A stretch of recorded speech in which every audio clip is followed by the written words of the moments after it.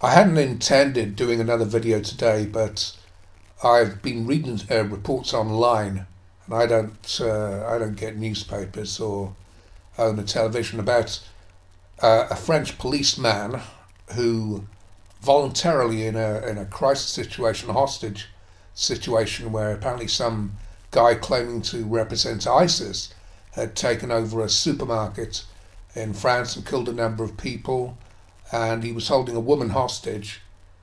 And the first thing I noticed about the reports are that it's police officer, police officer, police officer, and so on and so on.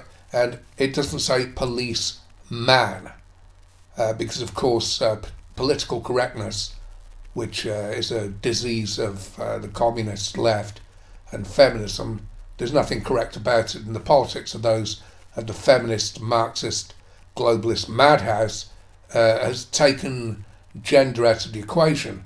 And it must really gall a lot of the people, these bastards and bitches in the media, when they see that a man swaps himself voluntarily, gives up his life in this guy's case, for a female hostage. And this has been going on like forever. I can go back to the 1980 siege of the Iranian embassy here in Britain, in London, and a woman was about to be executed by the terrorists holding all the hostages in the Iranian embassy, and a man just voluntarily said that he'd take her place. So they took him downstairs apparently and shot him in the head. Now, way back then I wasn't an anti-feminist, but now I'm thinking, why did this guy do this? And he's being, of course, obviously he's being praised as being a hero, and yes, it's very heroic, but did he do it because she was a woman? That's the question. Would he have traded places if she was a man? And it also reminds me of one of the last things I ever watched on television, because I haven't owned a TV set in many years. That was 9/11. That's 2001. That's just, I can't remember watching anything on TV since. I just threw the thing away a couple of years later and only used it for video purposes. But anyway, on 9/11, 343 firemen died. No fire women died, because no fire women went into the buildings. And I can remember, at the time, the chief of the fire brigade on the ground in New York was liaising with the media representatives, and he kept talking about how his firemen. As soon as that got back to the studio, it became firefighters.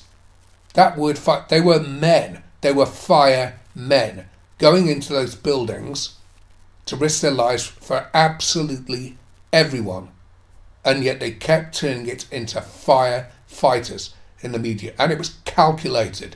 They were desperately trying to. It's always whatever they can think of to get at men. They'll take away from the manliness of men. You imagine this situation, this hostage situation with the French guy, on its head, because they were female police officers on the ground. I've seen the photos. Would a female police officer have voluntarily given up her position for a male hostage and allowed him to walk free, and then she gets shot and stabbed to death?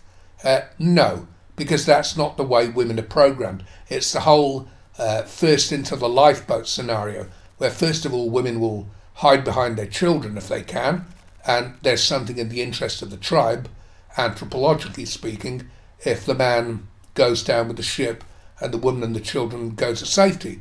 But women will also, if they have no children to hide behind, and use as shields, which they do, which is exactly what this apparent terrorist ISIS person was using this woman for. He was using her as a shield. If they can't use children as a shield, they'll hide behind their vagina. They'll burst into tears. They'll say and do anything that they can think of.